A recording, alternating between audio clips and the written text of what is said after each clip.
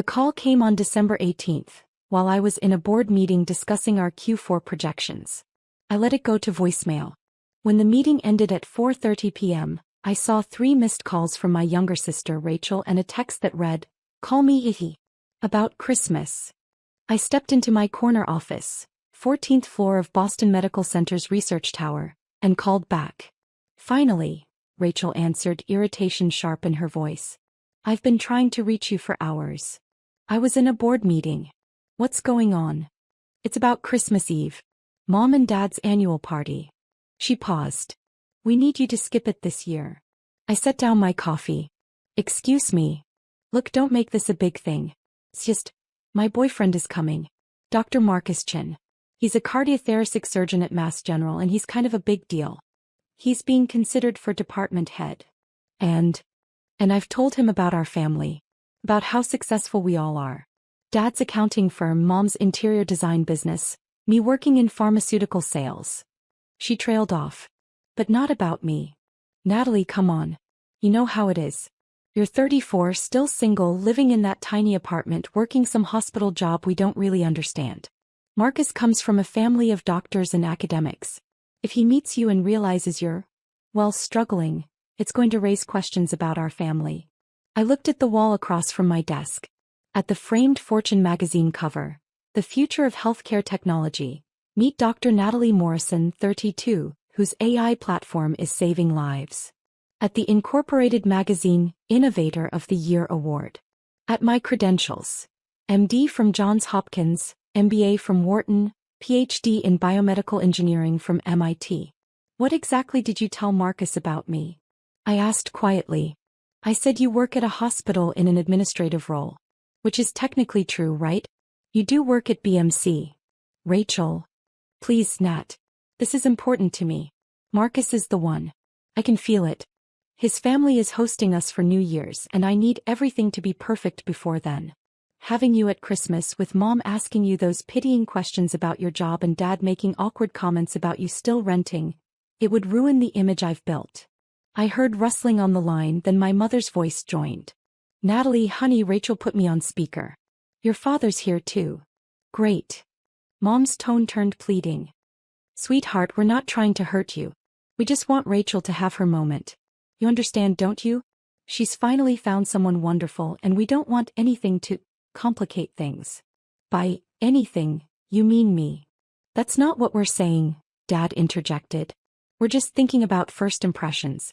Marcus is very accomplished and Rachel wants to present our family in the best light. Maybe it's better if you sit this one out just this year. We'll do something special together after the holidays, just the 4 of us." I closed my eyes. "So you're all agreeing that I'm too embarrassing to attend my own family's Christmas?" "Don't be dramatic," Rachel snapped. "We're trying to be practical. You've always been the sensitive one, making everything about you." I said okay. Silence. You're okay with this?" Mom sounded surprised. "You've made your position clear. I won't attend Christmas Eve. Is there anything else?" "Well, so. Thank you for understanding, sweetheart. We'll make it up to you, I promise." I hung up without responding. My assistant David knocked and poked his head in. "Dr. Morrison?" Dr. Chin from Mass General just confirmed his consultation appointment for the 27th. He's evaluating our cardiac monitoring AI for his department. I looked up sharply. "Dr. Marcus Chin? Cardiothoracic surgery." David checked his tablet. "That's him. Apparently he heard about our platform at the American Heart Association conference and wants to see a demo. The chief specifically requested you handle this one personally. Says Chin could bring the entire Mass General cardiac program into our client base." My hands were steady as I opened my calendar. "What time?" 2 p.m. on December 27th. "I've blocked your afternoon." "Perfect. Thank you, David." After he left, I pulled up Dr. Marcus Chen's profile. Harvard Medical School, top of his class. Cardiothoracic surgery residency at Johns Hopkins. Published extensively on minimally invasive cardiac procedures. Currently being considered for chief of cardiothoracic surgery at Mass General at age 37. Impressive credentials. He had no idea he was dating the sister of the woman whose technology he was coming to evaluate. the woman his girlfriend had deemed too embarrassing to meet. Growing up, I was always the weird one. Rachel was 2 years younger, bubbly and social, the daughter who brought home cheerleading trophies and prom queen crowns.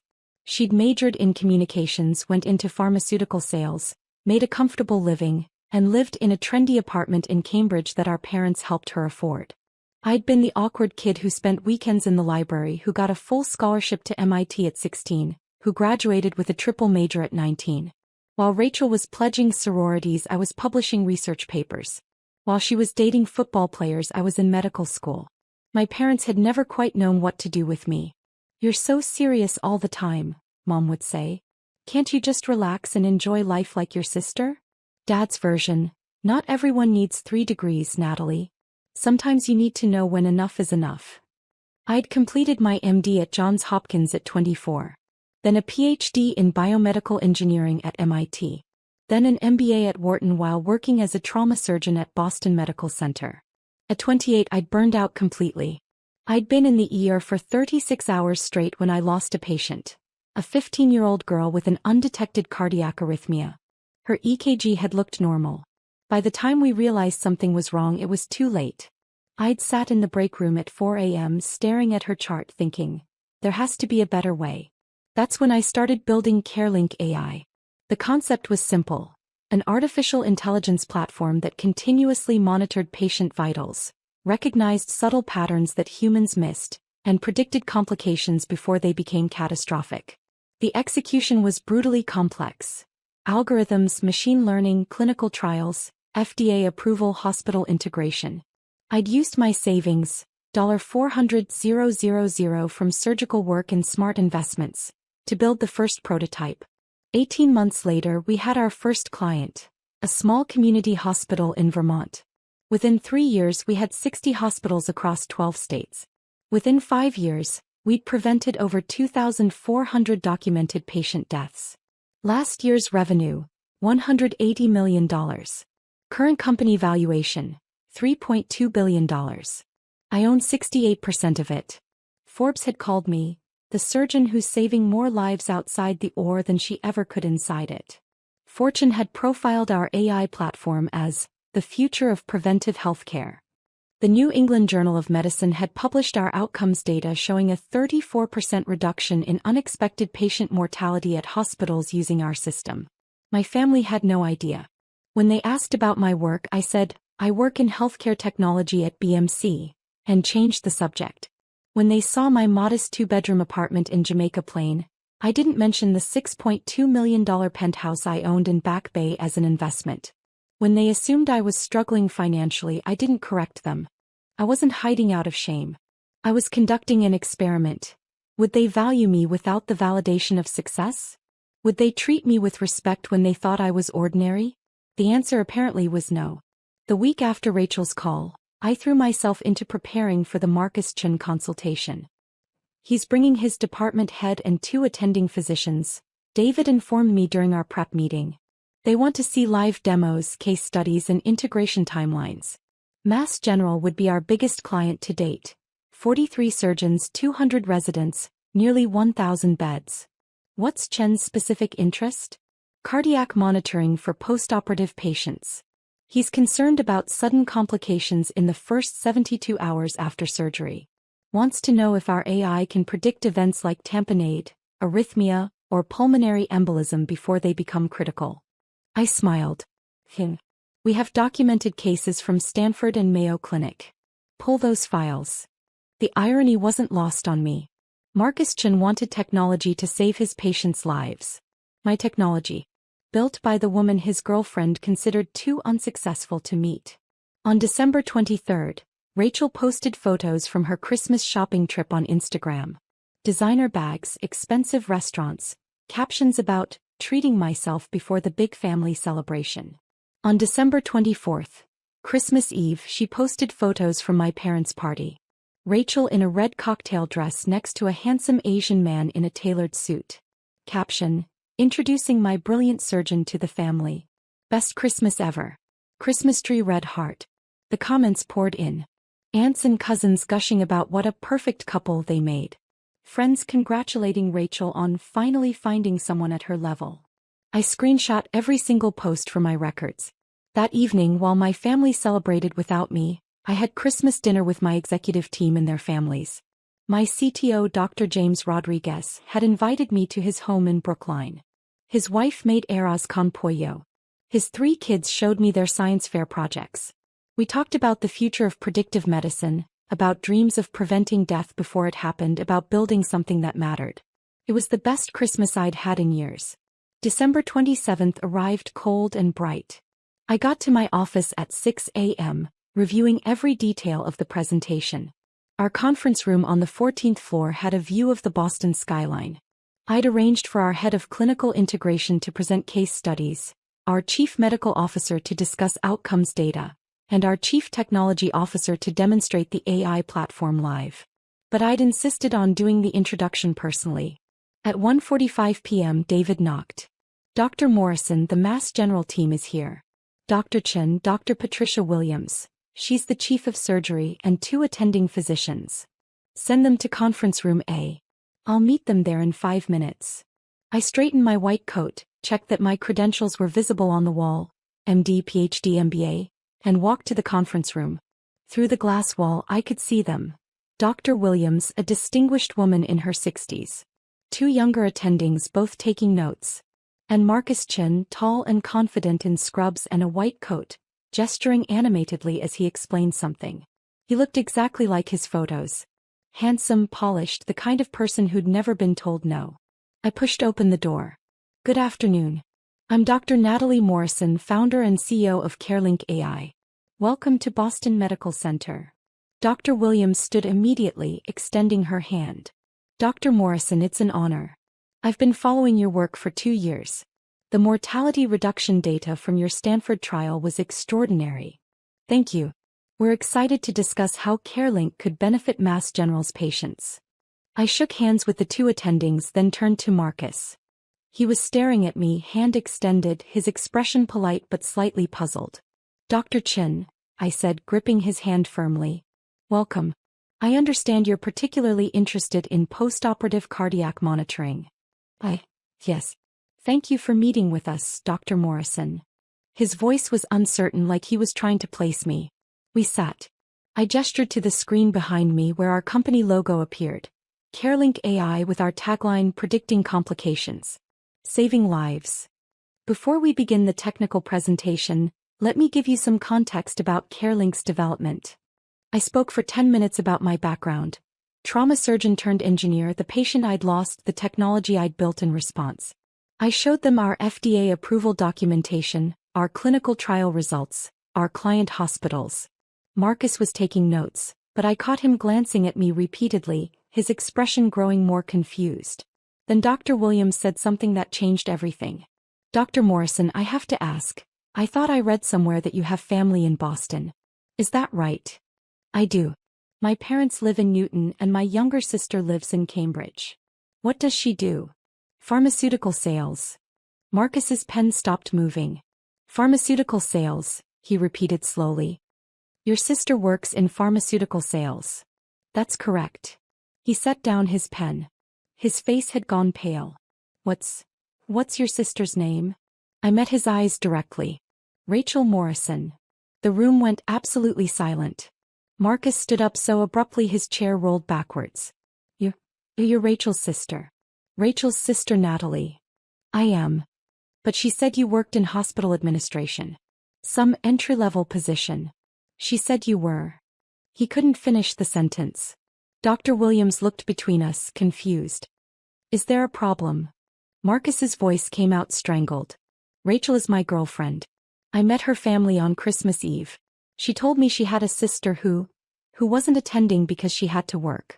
She said you worked in a low-level hospital job and weren't really part of the family's success story. The 2 attending physicians shifted uncomfortably. I kept my voice professional. I see. Dr. Chen, I want to assure you that your relationship with my sister has no bearing on this consultation. You're here to evaluate technology that could benefit your patients. That's all that matters. You're the CEO, he said faintly. You founded this company. You're the woman on the Fortune magazine cover. I am. Rachel said she told me you were struggling. That you lived in a tiny apartment and worked some job nobody in the family understood. That's why you weren't at Christmas. She said having you there would give you the wrong impression of her family, I finished. Yes, I'm aware of her reasoning. Dr. Williams cleared her throat. Perhaps we should reschedule this meeting. That won't be necessary, I said calmly. Dr. Chen, I understand this is awkward. But you came here to evaluate whether CareLink AI can help your postoperative cardiac patients. Can we focus on that? Marcus sank back into his chair. His hands were shaking. I need to call Rachel. You can call her after the meeting. Right now, I have 3 of Mass General's top physicians in this room, and I'd like to show you technology that could save lives. Unless you'd prefer to leave. He stared at me, then at Dr. Williams, then back at me. No, he said finally. No, I want to see the presentation. For the next 90 minutes, I walked them through everything. Case studies showing our AI predicting cardiac tamponade 47 minutes before clinical symptoms appeared. Data from Mayo Clinic demonstrating a 41% reduction in postoperative pulmonary embolisms. Live demonstrations of our platform identifying subtle arrhythmias that wouldn't be caught until the next scheduled EKG. Marcus asked sharp, intelligent questions. He was a good doctor, I could see that. He cared about his patients, understood the technology, recognized its potential. But every few minutes his eyes would drift to the wall behind me, where the Fortune magazine cover hung in a frame. My face, younger but unmistakable, with the headline, Healthcare Tech CEO of the Year, the surgeon who built an AI to save lives. When the presentation ended, Dr. Williams was beaming. This is exactly what we need. Dr. Morrison, I'd like to move forward with a pilot program immediately. 40 beds in our cardiac ICU 3-month trial, with the goal of full integration if outcomes match your data. We can have a proposal to you by Friday. Excellent. She stood, shaking my hand warmly. This has been one of the most impressive presentations I've seen. Your parents must be incredibly proud. The room temperature dropped 10 degrees. I smiled politely. I'm sure they would be if they knew what I did for a living. Dr. Williams blinked. They don't know. It's complicated. Family dynamics often are. I turned to Marcus. Dr. Chen, thank you for bringing this opportunity to us. I look forward to working with Mass General. He stood, his face a mixture of shock, shame, and something else I couldn't identify. Dr. Morrison, could we speak privately? Just for a moment. I glanced at Dr. Williams. She nodded and ushered the other attendings out, murmuring about giving us a moment. When the door closed, Marcus turned to me, his composure cracking. I need to understand what's happening. Rachel specifically told me you weren't at Christmas because you'd be embarrassed. That you worked some low-level job and she was protecting you from meeting me because my family is accomplished, and it would make you feel bad about yourself. Is that what she told you? Yes. And now I find out you're a Fortune 500 CEO with 3 degrees and a company worth billions? That you've saved thousands of lives? What the hell is going on? I leaned against my desk. Marcus, what's going on is that my sister decided I was an embarrassment to her. That having you meet me would ruin the image she'd built of our family being successful. She asked me to skip Christmas and I agreed. But you're more successful than anyone in your family. I'm aware. Then why didn't you tell her? Why didn't you tell any of them? I met his eyes. Because I wanted to see if they'd value me without the success. If they'd treat me with basic decency when they thought I was ordinary. And they showed me they wouldn't. Marcus sank into a chair. Oh my God. For the record, Marcus, I don't hold this against you. You trusted your girlfriend's description of her family. That's reasonable. But you should probably ask yourself why she felt the need to lie about her own sister. His phone started buzzing. He pulled it out. It's Rachel. She's calling over and over. You should answer. I'm sure she's seen the Mass General calendar and realized where you are right now. He stared at his phone, then at me. What should I tell her? The truth. That you met her sister. That her sister is not what she described. And that you have some serious questions about why she lied to you. She's going to lose her mind. Probably. He stood, running his hands through his hair. Dr. Morrison. Natalie. I don't know what to say. I'm sorry. I should have questioned why you weren't at Christmas. I should have insisted on meeting you. I let Rachel control the narrative and that was wrong. Marcus, you seem like a good man and a good doctor. But you're dating someone who asked me to skip a family holiday because my existence would damage her image. That's something you need to think about. He nodded slowly. I will. And regardless of what happens with Rachel, I meant what I said in there. Your technology is incredible. Mass General needs this. Then we'll work together professionally. What happens with my family is irrelevant. He left, phone still buzzing in his hand. I made it exactly 40 minutes before my own phone exploded. Rachel's name flashed across the screen. I let it ring through to voicemail. She called again immediately. Then again. On the fourth call I answered. What did you do? Her scream was so loud I had to pull the phone away from my ear. Hello, Rachel. Hello, Rachel, to me.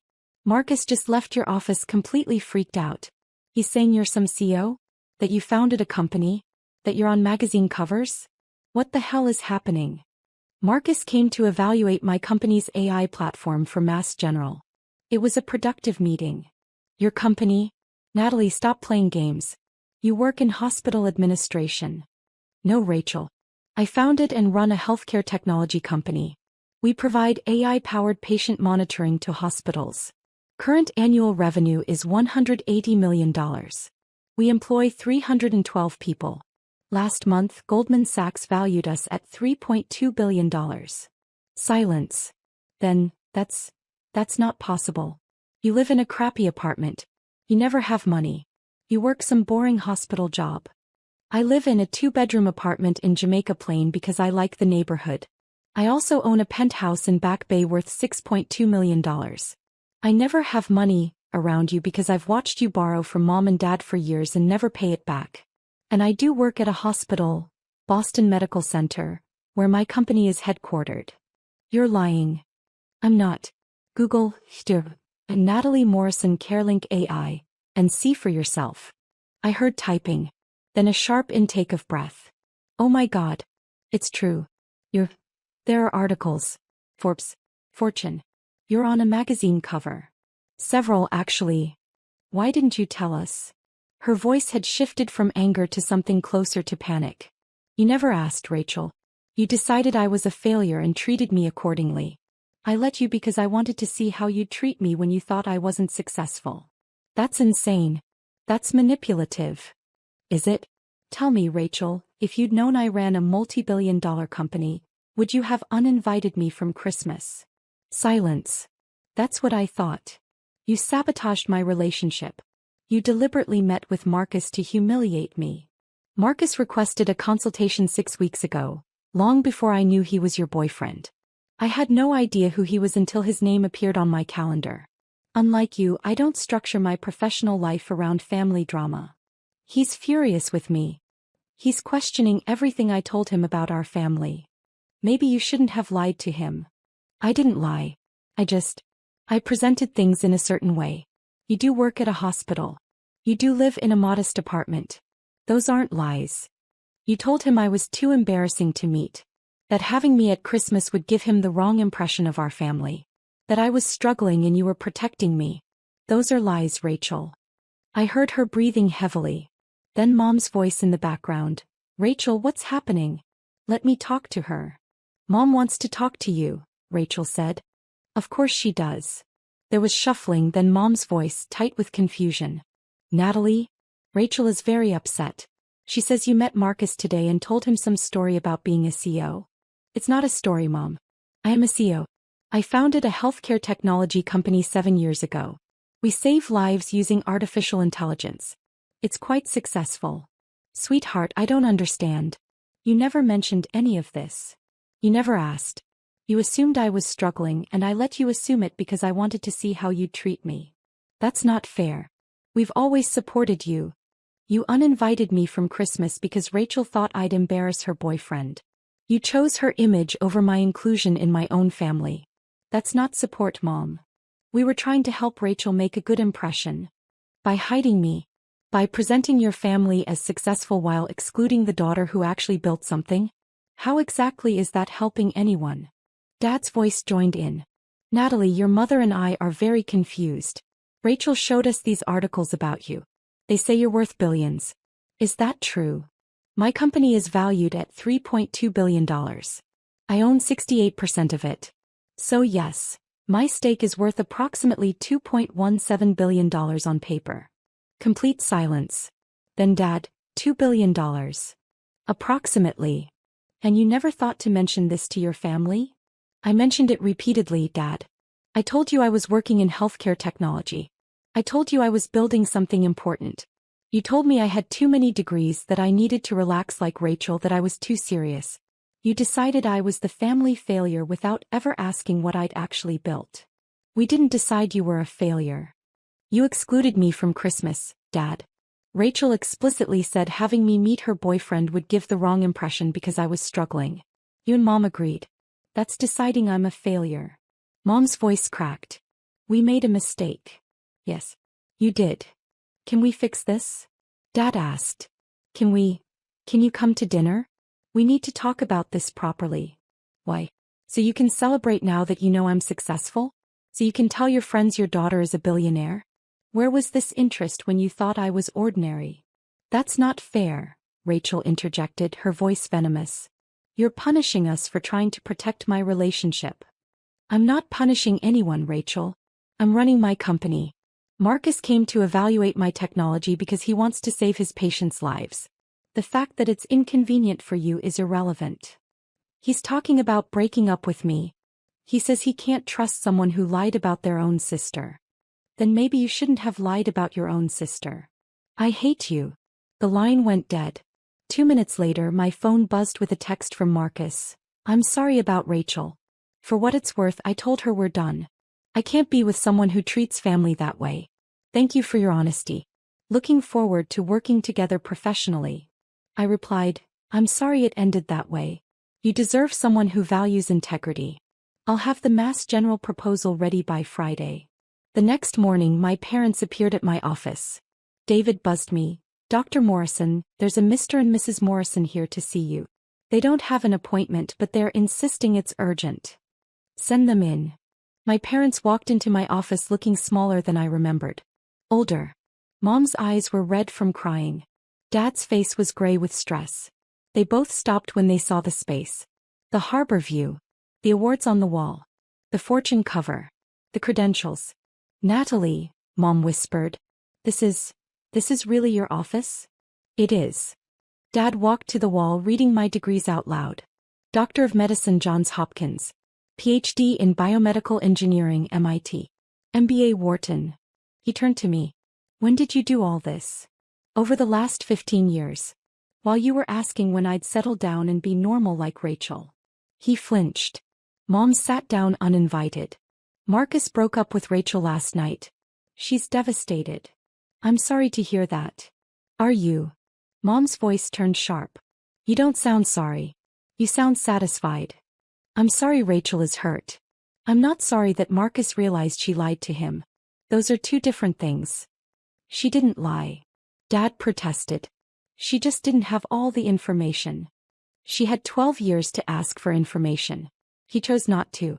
She chose to assume I was struggling and to treat me accordingly. I leaned back in my chair. Did you come here for a reason? I have a meeting in 20 minutes.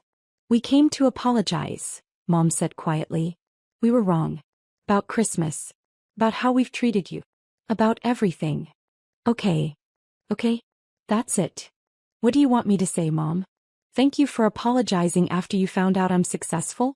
Thank you for valuing me now that I'm someone important. That's not fair. Dad's voice rose. We always valued you.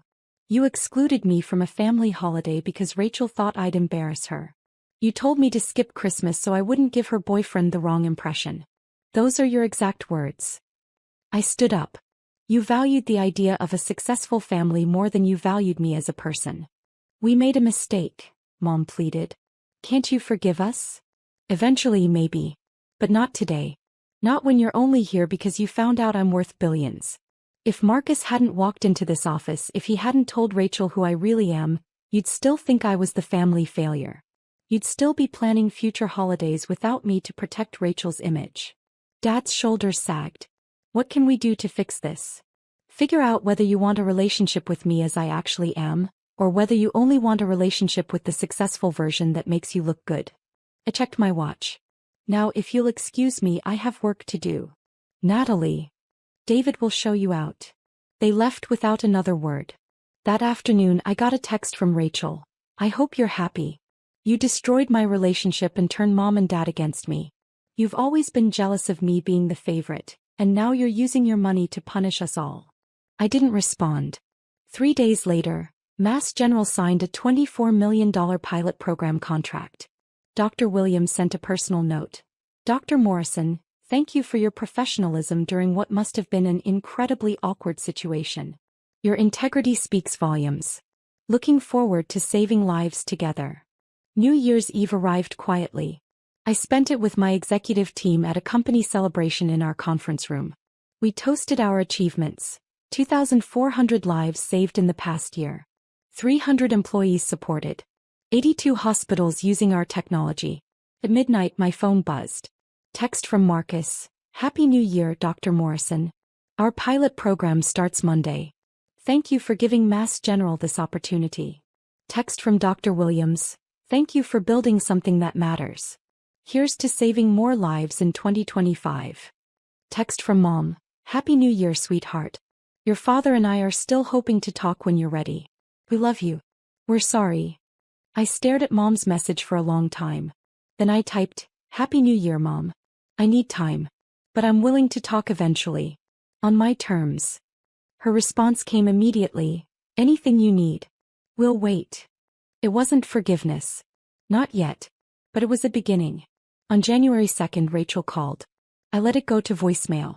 She didn't leave a message. On January 5th, she sent a text. I'm sorry. Really sorry. Can we talk? I replied, not yet. Maybe someday. But not yet. On January 8th, the New England Journal of Medicine published our latest outcomes study. The headline, AI platform reduces hospital mortality by 34%, a multi-center analysis. That evening my parents sent a card to my office. Inside, in Dad's handwriting, we read the article. We're proud of you. We always should have been. We're sorry we didn't ask sooner. Love, Mom and Dad. I put the card on my desk next to the Fortune cover. On January 15th I had coffee with Marcus at a cafe near BMC. How's the pilot going? I asked. Incredible. We've already caught 3 complications your AI predicted before clinical symptoms appeared. 1 patient would have died if we hadn't intervened when we did. He paused. You're saving lives, Natalie. Real lives. That's why I built it. I wanted to apologize again. For not questioning Rachel's story. For agreeing to a Christmas that excluded you. I should have known something was wrong. You trusted your girlfriend. That's normal. I trusted someone who lied about her own sister to make herself look better. That's not normal. He took a sip of coffee. For what it's worth, I told my parents what happened. They were horrified. My mother asked me to invite you to dinner to apologize on behalf of my family for being part of the reason you were excluded. I smiled. That's kind but unnecessary. She insists. She's very traditional about family honor. She feels partially responsible. Tell her I appreciate the gesture. Maybe in a few months. He nodded. Fair enough. As we stood to leave, he said, Rachel reached out last week. Asked if I'd reconsider. What did you say? I said no. I can't be with someone who treats family as disposable when they're inconvenient. That's a character issue, not a misunderstanding. He met my eyes. You deserved better than how they treated you. Thank you for seeing that. Anyone who actually looked would have seen it.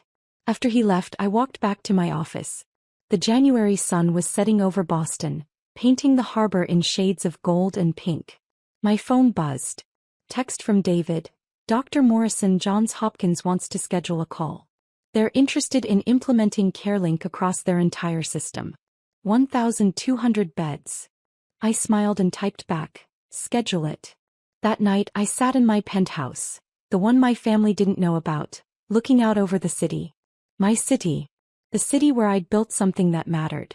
My phone buzzed one more time. Text from Mom. I know you need space. But I wanted you to know. I told everyone at my book club what you do. Really do. About your company and the lives you've saved. I should have been telling everyone years ago. I should have asked. I'm sorry I didn't. So proud of you. Always have been, even when I didn't show it right. I stared at the message for a long time. Then I replied, "Thank you, Mom. Let's have coffee next week. Just us." Her response was immediate. "I'd love that. I'll be there whenever you say." It wasn't a full reconciliation. The hurt was still too fresh, the betrayal too recent. But it was a door opening slowly. Whether we walked through it together would depend on whether they could learn to value me for who I was, not what I'd achieved. Outside my window, Boston glittered with possibility. Inside my office tomorrow, we'd keep saving lives. And that, more than anything my family could say or do, was enough.